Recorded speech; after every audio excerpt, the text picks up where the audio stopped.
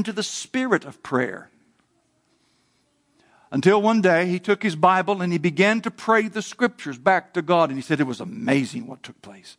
He said, even things that I knew that I would have had to pray that day in my prayer time, somehow the Scriptures always seemed to fit those needs. And then there were things that would come up in the Scripture that I would pray that I didn't have any knowledge that there was a problem or a need. And God began to work.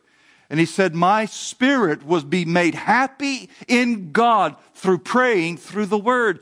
And dear friends, I would recommend that to you wholeheartedly because I found the same to be true. It's amazing what happens when you pray through the Scriptures meditatively, slowly, and you let it become the guide for what you pray. God responds to that when your heart responds to it. Well, these are just some things you can do to develop a habit, a godly habit, but there's one thing you must have as the foundation of all these suggestions or little things that may help you.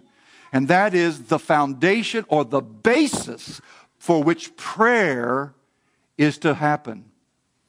So I want to direct your attention to the reality that is the foundation of prayer. And it's in our text. Back to the text. In John 11:41, we have the story of the resurrection of Lazarus.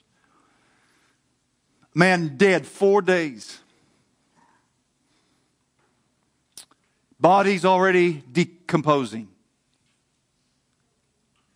And Jesus stands outside of this tomb, having received the word days earlier, more than 4 days earlier, that his friend Lazarus had been sick, but he did not go. He purposely waited for him to die, knowing this was what God's plan was. And then before